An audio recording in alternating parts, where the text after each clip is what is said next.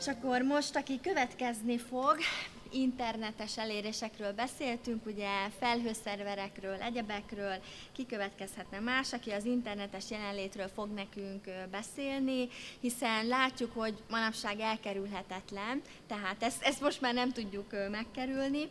Fogadják szeretettel Por Károlyt, a Pannon Software munkatársát, aki a webes megjelenésről és a mobil tendenciáról fog nekünk beszélni.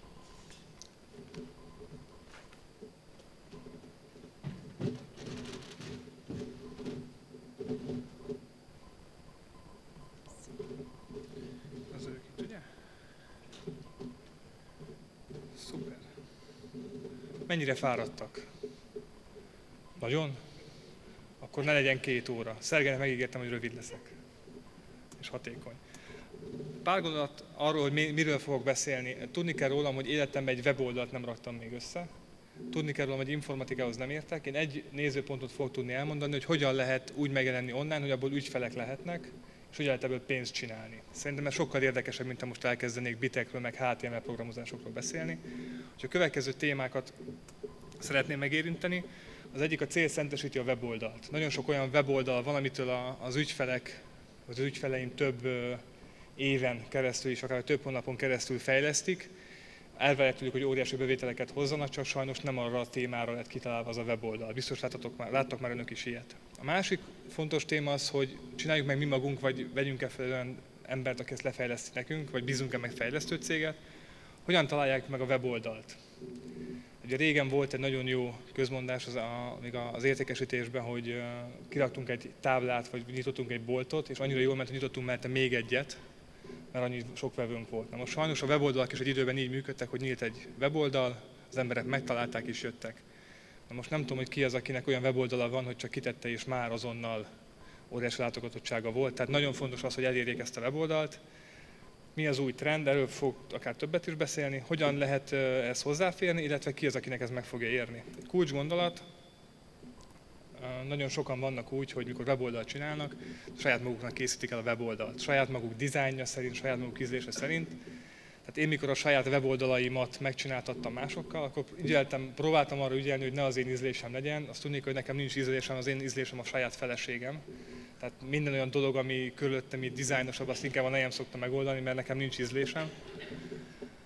De ez nagyon fontos. Mivel? Mi a weboldalnak a célja, illetve az, hogy felmérések alapján dolgozzunk. Tehát az, hogy egy weboldalnak milyen legyen a struktúrája, milyen típusú weboldalt szeretnénk megcsinálni, hogyan nézzen az ki, milyen funkcionalitása legyen, az elsősorban nem tőlem függ, hanem az, hogy milyen célt szeretnék. Ugye milyen célja lehet egy weboldalnak? Lehet olyan cél egy weboldalnak, hogy egyszerűen egy internetes névjegyet szeretnénk, hogyha megtalálnak minket, tudják azt, hogy mi kik vagyunk. Lehet egy brand oldal, lehet akár portál oldal, lehet értékesítési oldal, erről is fogok majd beszélni. Felmérések. A jelenlévők közül ki az, akinek nincsen honlapja? Szuper. Ki az, aki a honlapját úgy csinálta meg, hogy előtte csinált egy felmérést? Jó, oké, szuper. Ez vagy azért van, mert túlfáradtak, vagy tényleg nem csináltak felmérést. A felmérésről azt kell tudni, hogy az is egy felmérés, hogyha a munkatársak összeülnek, és kitalálják azt, hogy ez most tetszik-e, vagy nem tetszik. Ez is számíthat felmérésnek, vagy ha megmutatjuk az édesanyánknak. Tehát az is már egy felmérés, mert egy külső nézőpontot ad. Igazából a felmérést én úgy szoktam mondani, hogy ha van 10 jó ügyfelünk már, akkor küldjük el neki azt a briefet, amit a cég vagy mi magunk csináltuk, és kérdezzük meg, hogy szerinte ez annak a célnak, amit mi kitaláltuk, megfelel-e. Tehát kérjünk mindenféleképp egy feedbacket, mielőtt kitesszük a weboldalra. A tervezési fázisban a vélemények nagyon fontosak. Mi is, mikor megcsináltuk a weboldalt, én körbeküldtem nagyon sok ismerősnek, nagyon sok pozitív, de még több negatív kritikát kaptunk. Főleg a színvilágunkkal kapcsolatban, az én cégemnek a színvilága az a magenta kék volt, és főként magenta volt, és ugye, mint a cég arcának férfiként ki kellett állni egy magenta színű honlappal, tehát elég kellemetlen volt ez az összeütközés, úgyhogy kénytelenek voltunk kicsit a kék felé eltolódni. Ez jól is jött ki igazából, de vannak apróságok, amik nagyon fontosak. Ugye általában ezek a weboldal típusok lehetnek. Ugye vegyük végig, ugye névjegy vagy brand oldal, ebből van a legtöbb az országban, ebből találjuk a legtöbbet, mikor keresünk. Általában megbízók többségettől elvárja azt, hogy az értékesítést generáljon. Van egy rossz hírem, ő nem generál értékesítést, vagy nagyon minimális számban, legrosszabb esetben annyi történik, hogy kapunk egy ajánlati kérő formon, hogy kérek egy visszahívást. Ezek az oldalak nem arra vannak kitalálva, hogy eladjanak, ezek maximum a legjobb esetben is érdeklődést tudnak generálni már annak, aki keres valamit. Hozzá kell tenni, hogy ha a keresőben nem minket találnak meg az első oldalakon, akkor a büdös életben nem fognak minket megtalálni és ajánlatot kérni tőlünk. A másik, ezek a bemutatkozó weboldalak, ahol sokkal több menüpontot lehet találni. Ugye sok webes profi szokta írni azt, hogy ne azzal kezdődjön egy oldal, hogy 1995-ben alakult a cég, mert az senkit nem érdekel. Hát nem tudom, általában, amikor egy megbeszélésen vagyunk, a második kérdés mindig az, hogy oké, ez a cég mióta létezik. Hát ez azért szokott fontos lenni, mert Magyarországon egyre több olyan cég van, aki nem tudja túlélni ezt a válságos időszakot, és nem baj, hogyha egy cég mondjuk 5-10 év akár működőképes, tehát nem árt, ha az ember ezeket is kommunikálja. Vannak a portál oldalak. Kinek van portálja itt önök közül? Ugorjunk. Webáruház. A webáruház az most egy olyan sztori, hogy a lehető most csináltunk egy felmérést, biztos ismerik a Fujitsu nevű céget, neki csináltunk egy felmérést, és volt egy olyan etapja, hogy milyen piaci változásokon megy keresztül az informatikai piac, és főleg ez a hardware piac. A legtöbben azt mondták, hogy a legnagyobb probléma az, hogy a webáruházak annyira letörték az árrést, hogy lassan nem éri már meg informatikai üzletekbe informatikát árulni, de legalább a webáruházak bővülnek. Miért jó a webáruház? Olyan terméket vagy szolgáltatást értékesítünk, amiket online el lehet adni, akkor ez a legolcsóbb platform, amit el lehet képzelni, illetve nagyon könnyű a marketingje, kivéve akkor olyan termékeket értékesítünk, amiben nagyon sok van.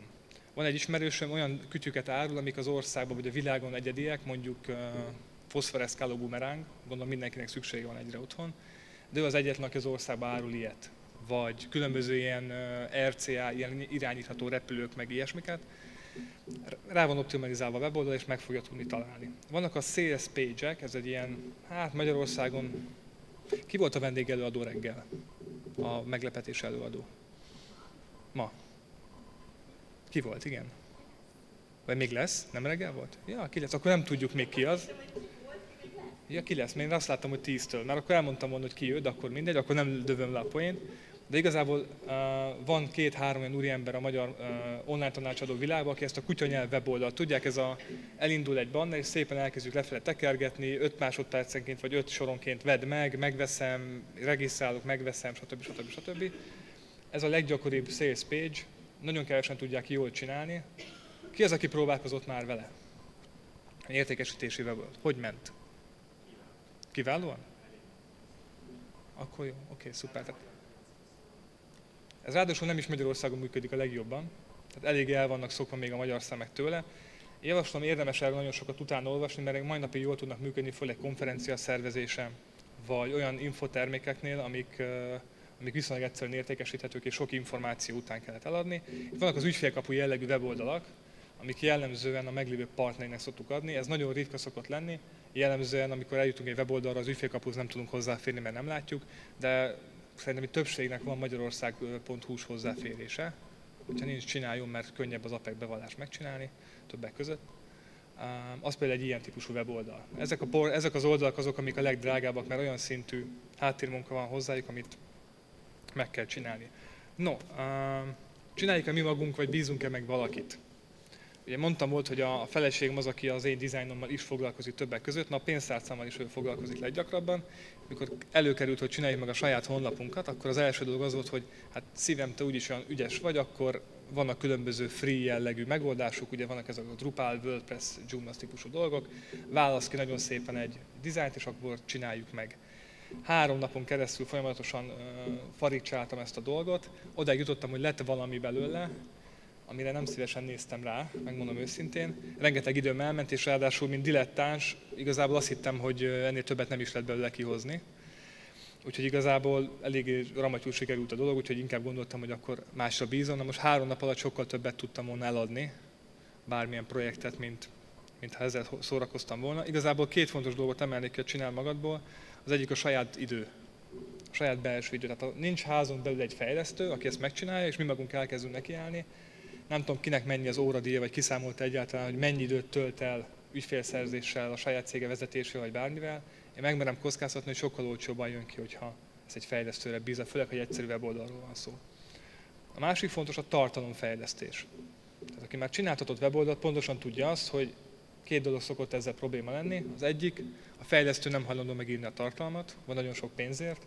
A másik, mi mikor írjuk meg a tartalmat. Nagyjából 2 opció szokott lenni, vagy miután a gyerek lefeküdt aludni, akkor éjjel nekiállunk tartalmat fejleszteni, vagy rábízunk valamelyik munkatársra, hogy csinálja meg, majd mi ezt kontrolláljuk és átnézzük. Általában ilyenkor szoktak hónapokig húzódni a weboldalak, mert már a design kész van, a sablon kész van, de fogalmunk sincsen az, hogy milyen tartalmat tudunk hozzáadni.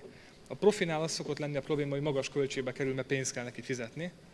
Ezt sosem fogjuk tudni megúszni. Viszont ami nagyon fontos, hogy a végeredmény olyan lehet, amilyet kértünk. Tehát mi például kértünk már a végén 3 megoldást, 3 grafikai tervet, 3 struktúrát, és abban már könnyebb volt választani. Igaz, ez több pénzbe is került, de könnyebb volt választani, mint ha csak egyet kaptunk volna. Hogy ezt javaslom kipróbálni. Hogyan találjuk meg a weboldalt? No. Ki az, aki költött már bannerre? Páran már költöttek, jó, szuper. A banner ez egy olyan dolog, én azt szoktam mondani, hogy annak éri meg a legjobban, aki vagy tematikus oldalon képes hirdetni, vagy nagyon jó banner cseréket tud megoldani, mert nem hiszem azt, hogy mondjuk a cloud.hu-n kívül talán sokoknak megérni mondjuk hirdetni az Indexen. De egy Indexen egy főoldali banner megjelenés, inkább adják nekem azt a pénzt, szerintem több ügyfelet tudok belehozni. Kereső hirdetés Google. Ugye, ki az, aki a Yahoo-n hirdetett már itthon? Ugye? Tehát a Google egyeduralkodó Magyarországon itt, ebben a témában. Sokat nem akarok róla beszélni, mert ebbe egyfelől nem vagyok szakavatott. 2, én sokkal jobban szeretném kiemelni az új dolgot. Hát annyira nem új már, de talán nem tudom, ki adott már remarketingről önök közül. A remarketing a Google-nek egy új szolgáltatása. A következőt tudja. Vannak olyan weboldalak, amiket meglátogatunk. Én például meglátogattam legutóbb egy oldalt, ahol BlackBerry-ket lehet vásárolni. Szeretnék egy BlackBerry-t venni. Ez az oldal engem utána folyamatosan elkezdett követni. Tegyük fel, közösségi oldalakon mászkálok, vagy böngészek jobbra-balra, és vannak az AdSense nevű hirdetések, ahol hirtelen megjelenik az, hogy vegyél BlackBerry-t. BlackBerry olcsón. Önnek BlackBerry kell. És folyamatosan nem akar békén hagyni ez a hirdetés, és folyamatosan követ. Mire jó a remarketing? Ha valaki eljön az oldalá, bárkinek az oldalára, egy sales page, egy brand oldalra, teljesen mindegy, akkor a cookie-kat megjelöli ez a remarketing, és folyamatosan, amíg a cookie-kat nem törli a felhasználó a browserből, folyamatosan követi az AdSense hirdetéseken keresztül. Ez azt jelenti, hogy nem kell már hírlevélfeliratkozókat gyűjtenünk egy oldalon, hanem elég az, ha valaki eljött a weboldalunkra. Ez miért szuper? Addig vagyok a fejében, amíg 1. nem törli a cookie-kat, 2. nem kattint rám és végre nem vásárol. Sőt, utána is fogjuk üldözni, csak teljesen más üzenettel. Ez azoknak jó, akiknek viszonylag kevés a látogatójuk, nem igazán értékesítési honlapjuk van, de szeretnék folyamatosan a brandjüket, az imidzsüket és a fejben tartást követni. És pluszköltsége a remarketingnek, ha jól tudom, nagyságrendileg nincs egy beállítás kérdése, illetve pár funkcióváltás az egész. Ha valaki ebből kapcsolatban szeretne információt, keressen meg, tudom, hogy ki az, aki ebben az országban van a legjobb. Nem mi vagyunk, ez nagyon fontos, tehát nem mondunk hülyeségeket. De a remarketing nagyon fontos. Linképítés, linkcserebere, erről sokat nem kell. Offline anyagokban való megjelenés, egyre többet lehet látni azt, hogy offline anyagokban jelennek meg különböző weboldali hirdetések, most is kimegyünk, rengeteg szórólapon vannak ilyenek, és egyre gyakoribb ez a QR kód. Ki az, aki a QR kódról még nem hallott semmit? Jó, akkor nem kell sokat beszélnem, hál' Istennek, mert mondjuk technikailag nem lennék benne nagy fenomén, de egy biztos, hogy nagyon sok okostelefon járkál mostanában a kezünkben. Ki az, akinek van QR kód olvasó telefonjában? Ki az, aki használja is? Ja, azért kevesebb marad fönn. Ez el fog terjedni. Tehát ez egy olyan dolog lesz, mint egy vírus, ez terjedni fog, mert van rá lehetőségünk. A közösségi média még egy ilyen, ahol a weboldalunkat megtalálhatják. Tehát igazából ezek között a dolgok közül, ami pénzbe is kerül, az igazából, ha nem vagyunk elég ügyesek, akkor a banner, a keresőmarketing, talán a linképítés, mert az se kerül olyan sokba. Igazából a QR kód legenerálásához vannak már díjmentes programok, az már nem kerülhet pénzbe, és az offline anyagoknak max a nyomtatási költsége. Tehát egy weboldal sokkal egyszerűbb, mint egy boltot mondjuk üzemeltetni. Mi az új trend? Az új trend, az már Amerikában nagyon megy, itthon is elindult elég rendesen, az okostelefonra optimalizált weboldalak. Ez mit jelent?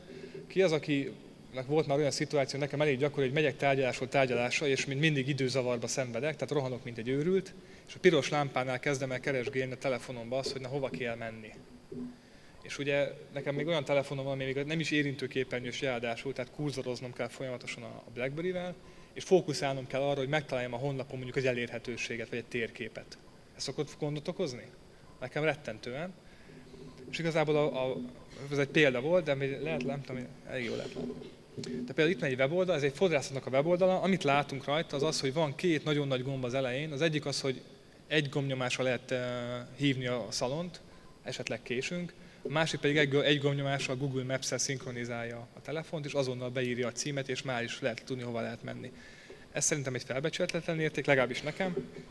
Tehát valami még fontos, hogy az optimalizált weboldal csak azokat a menüpontokat tartalmazza, amik azoknak fontosak, akik minket megkeresnek. Ez jellemzően azoknak érdekes, akiket viszonylag gyakran keresik meg ezekkel a dolgokkal kapcsolatban. Mit lehet tudni a piaci környezetről? Azt lehet tudni, hogy Magyarországon már 3 millió okostelefon van, tehát megmerem kockáztatni, hogy most vagyunk 34-en, hogy legalább 40 darab okostelefon van a teremben. Tehát van, akinek legalább 2 okostelefon van a zsebében, hanem 3.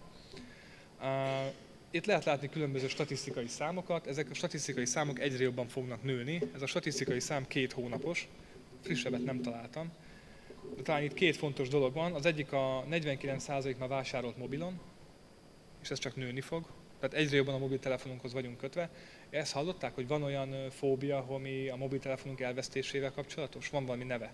Most nem jut eszembe, ez a mobilofóbia. Ez azt jelenti, hogy gyakorlatilag képesek vagyunk elveszteni az önuralmunkat, akkor a mobiltelefont ott hagyjuk. Nem tudom, voltam valakinek olyan, én mindig akkor hagyom otthon a telefonomat legjobb, amikor az asszony keres, és akkor hazaérek, vagy a kocsiba hagyom, és akkor 34 nem fogott hívás, mert baromi fontos dolog lehetett, és akkor az ember akkor mindig izgul, hogy úristen, mi van a gyerekkel, és akkor kiderül, hogy hozzá haza valamit. Ami rájött van egy SMS-be is, de hát ez egy ilyen történet. Úgyhogy ezt általában mindig meg szoktam szívni. A másik fontos dolog, ami itt nagyon fontos, ez a 35% állatokat a hirdető oldalára. Ez miért fontos? Mert általában az emberek most már, a többségnek Androidja van, vagy iPhone-ja, és a Google-ön keresztül keresünk. És nagyon sokan ellátogatnak az oldalra, ez miért fontos? Mert aki ellátogat az oldalra, keresési szokások változnak, mi történik? Ha nem kapjuk meg egyből az információt, akkor tovább megyünk. Egy mobilra optimalizált weboldalra az információt szinte azonnal megkapjuk 1-2 érintésre, még hogyha egy normál, sima, standard PC-re optimalizált weboldalt nézünk, akkor húzogatni kell, zoomolni kell, kattintani kell, nem tudom kinek mekkora ujja van, nekem óriási, egyszer 5 gombot meg tudok nyomni egy ujjal, ezek elég nagy problémák szoktak lenni. És ami fontos még, hogy a vállalkozás 87%-ának van legalább egy weboldala, de a töredéke érhető eddig mobileszközön. Azt szabad megtudnom, hogy ki az, akinek mobilra van optimalizálva már a weboldala? Jó, akkor itt mindenki vevő most, azt nagyon szuper. Ami fontos, kiemelve, az emberek a gyors információt jutalmazzák, ezt már mondtam. Milyen előnyöket juthat valaki? Voltunk egy értékesítő képzésén, ahol pont arról beszélgettünk, hogy hogyan fogják ezt a terméket értékesíteni a külsős értékesítők, és jellemzően olyan helyekre megyünk, hogy olyan emberekkel beszélgetünk, akik nagyon fontos az, hogy az ügyfelek elégedettek legyenek. Tehát itt beszélgettünk itt Kínastannál pár olyan emberrel, akinek igazából nem B2C a célcsoport, hanem B2B, igazából nem fontos az, hogy most azonnal megtaláljanak, hogy azonnal térképet tudjuk nyújtani, viszont ad egy jó megjelenést az, hogyha az ember azonnal elérheti azokat az információkat, amit szeretne átnyújtani valaki. Tehát a mi weboldalunkon is van egy csomó információ, ami fontos lehet, de igazából 3-4 olyan kiemelt van, amit érdemes valakinek megnézni. Ezek a szolgáltatások általában az árak szoktak lenni, az elérhetőségek, meg maximum egy ajánlatkérő form, illetve a bemutatkozás. Ami még fontos, az online kampányok sikerességét meg lehet növelni, hogyha az ember mobil optimalizált weboldallal dolgozik, hiszen a keresőben, a Google-ön teljesen mindegy, hogy hogyan keresünk, attól még a találati oldalon ugyanazok a számok jönnek ki, ha se osztunk, hanem. És igazából egy kattintással ismét eljutni odáig, hogy az ügyfél képes ezzel dolgozni. Ami nagyon fontos, hogy gyakori kérdés az, hogy jó, szeretnék egy mobilra optimalizált weboldalt, mit kell ehhez tenni? Első fontos probléma az szokott lenni, hogy úristen, új domént kell regisztrálnom. Nem kell regisztrálni új domént. Ha valaki beírja a saját weblapját, akár most a saját okostelefonjába, akkor látja azt, hogy igazából milyen képet ad. A változás mindössze annyiban lesz, hogy egy m.domain.hu-ra fog átugrani a dolog, tehát ez automatikusan változik. A meglévő tartalmakat nem kell kidobni a kukában, hanem egy egyszerű változással át lehet emelni. Nincs karbantartásra szüksége egy külső személyre, tehát nem kell informatikus vagy bárkit alkalmazni. Egyszerű az admin felület, én láttam az admin felületet, én nem értek, mondom, ilyen informatikai dolgokhoz, főleg nem programozáshoz, de még én is meg tudom csinálni ezeket a dolgokat. És ami fontos, hogy nem kell annyiba, mint egy normál weboldal, és normál weboldalként is tud működni, erről mindjárt beszélek pár szót.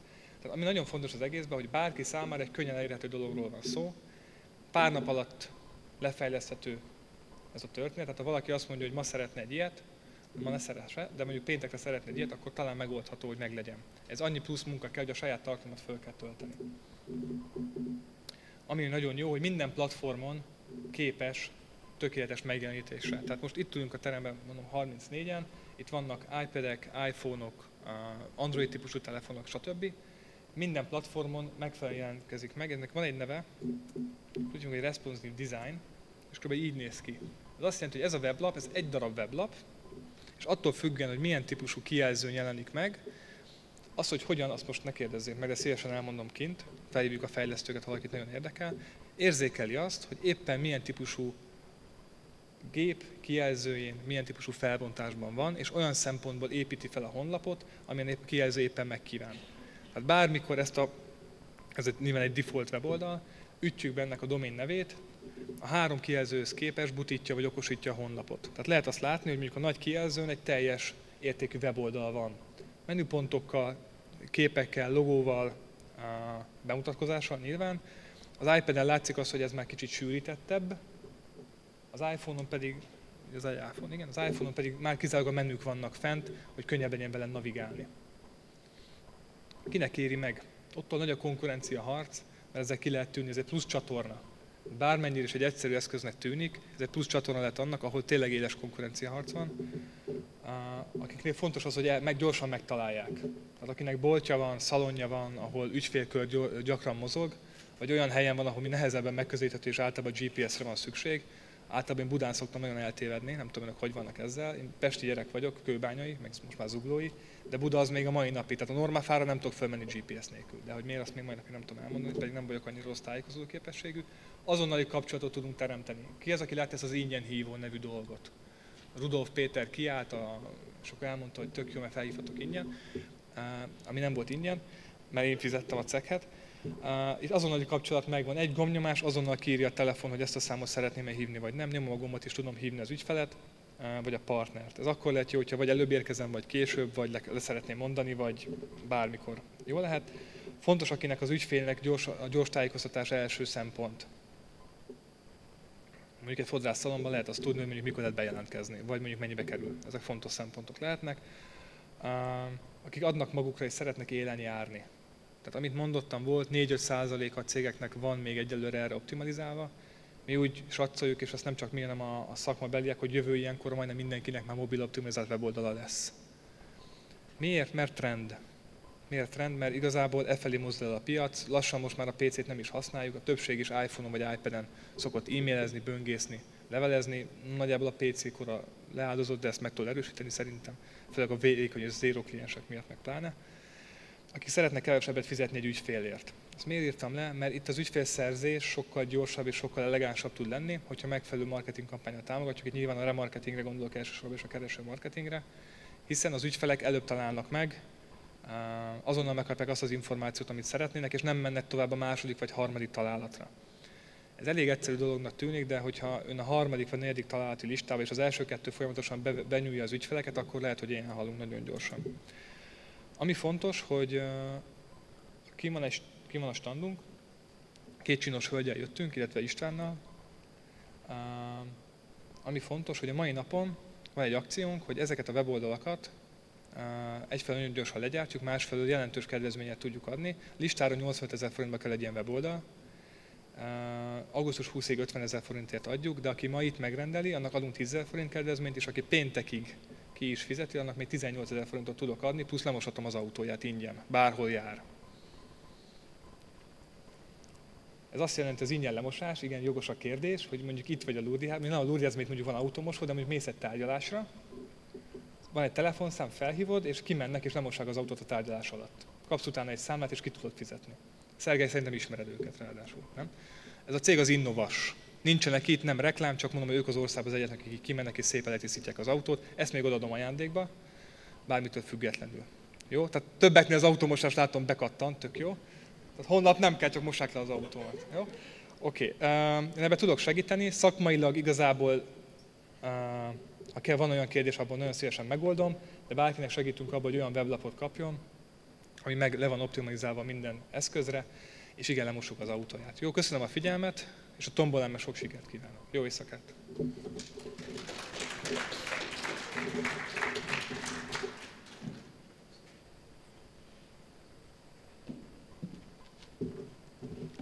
Köszönjük szépen Por Károlynak ezt a ezt az előadást, és bemutatta nekünk, hogy hogyan lehet a számítógépes alkalmazást ugyanolyanná tenni a táblagépen, illetve a mobil eszközön is.